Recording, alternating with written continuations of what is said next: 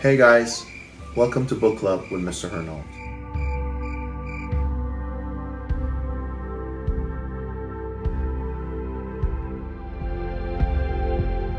Before we start reading, please take a moment to check out our chapter discussion questions and the vocabulary words that are posted on our Google Classroom. You know what time it is. It's time to find a nice, comfortable space in your home. It is time to get comfortable and read along with me.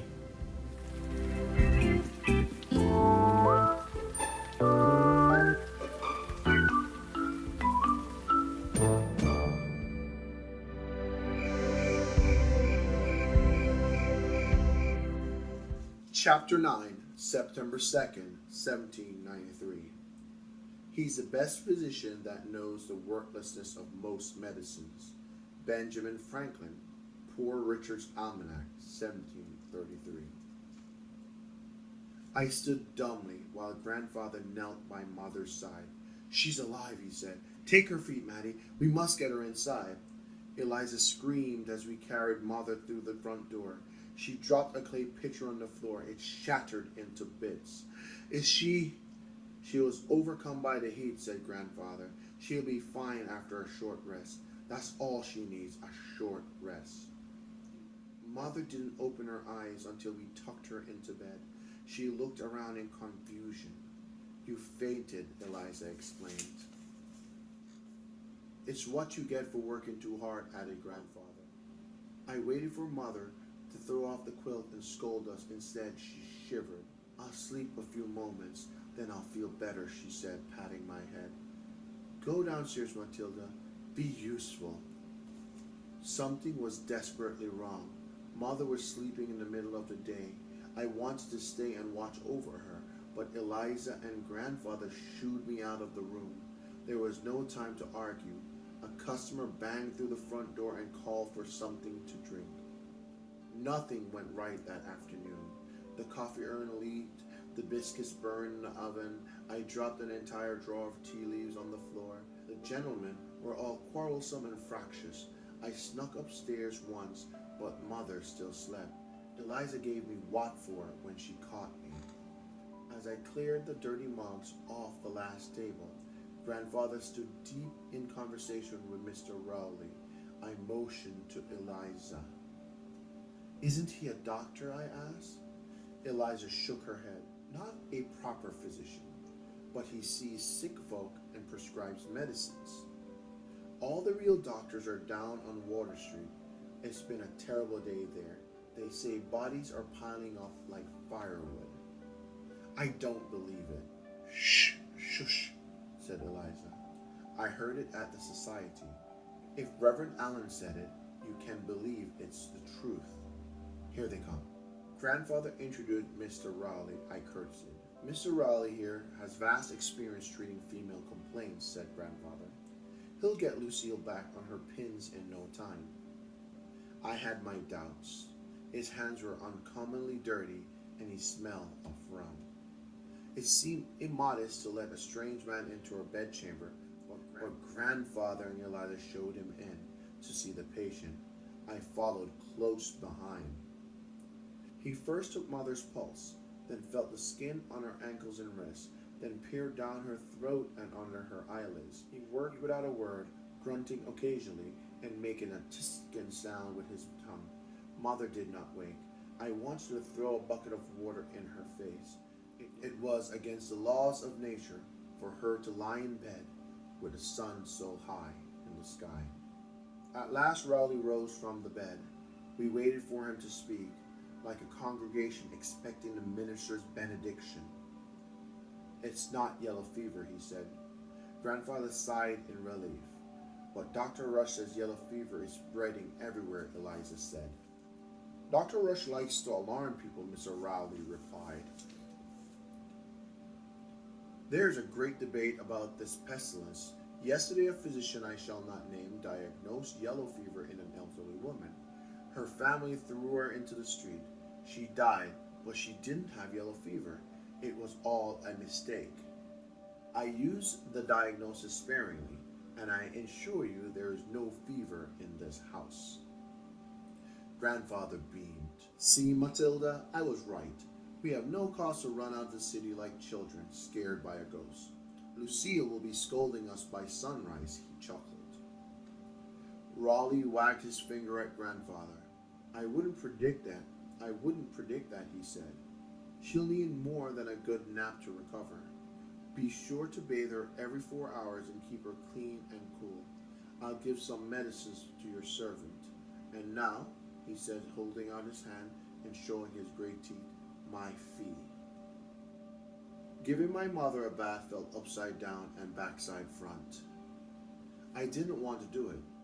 Daughters aren't supposed to bathe their mothers, but Eliza could not manage alone. We moved my bed to grandfather's chamber and replaced it with the tin bathing tub. Every 4 hours, we filled the tub with hot water mixed with black pepper and myrrh. The worst part was dragging mother from her fitful sleep and getting her to sit in the water. The fever had taken hold of her senses, and she wept, calling my father's name.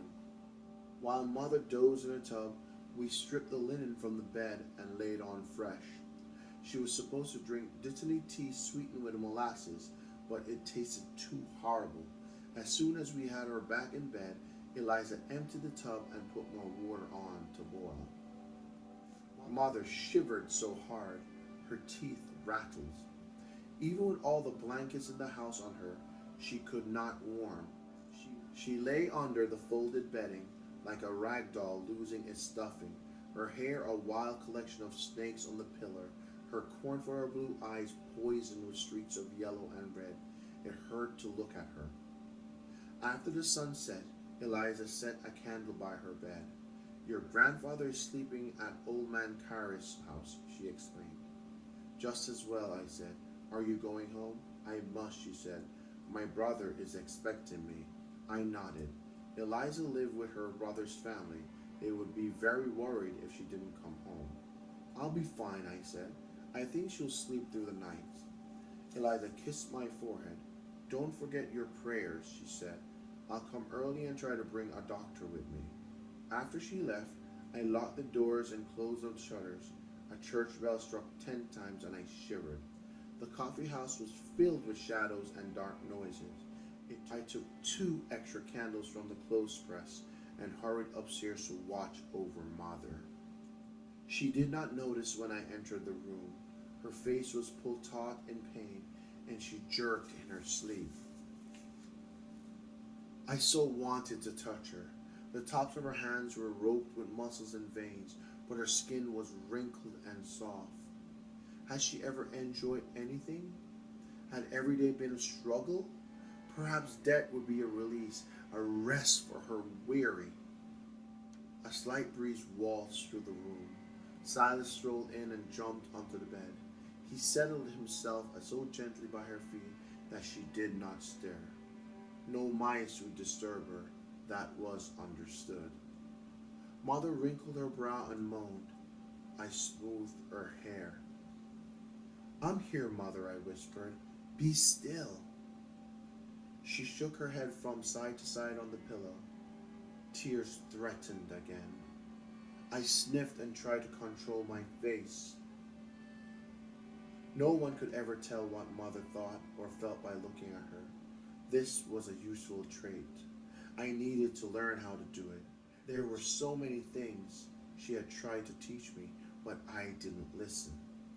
I leaned over to kiss her forehead. A tear slipped out before I could stop it. I quietly sat beside her and opened my Psalms book, praying for deliverance or at least the dawn. I must have dozed off. One moment the room was still. The next, Mother flew off the pillows and was violently ill, vomiting blood all over the bed and floor. Her eyes rolled back in her head. I jumped up from the stool. Eliza, I screamed, help! There was no answer. Eliza was gone. I was alone. I forced myself back to bed, Mother panting heavily. Everything will be fine, I said, as I sponged her face clean. Just lay still. Her eyes opened and I smiled at her. Tears pooled in her eyes and spilled down her cheeks. She opened her cracked lips. "Go away," she whispered. "Leave me."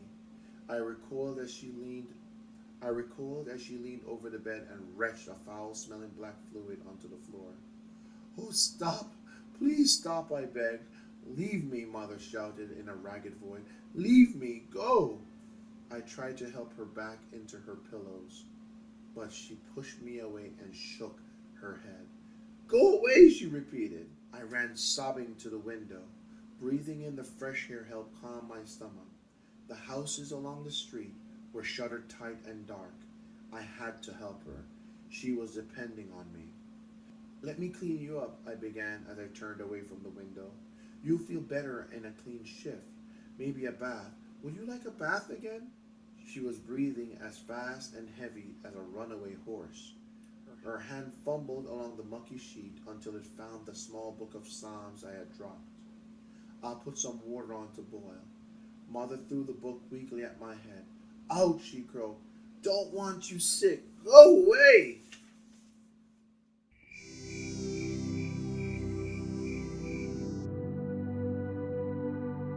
Night, guys, and thank you for stopping by ELA 7 Book Club with Mr. Hernold. I look forward to reading with you tomorrow. Remember, guys, do the 5 to help stop the spread of the coronavirus.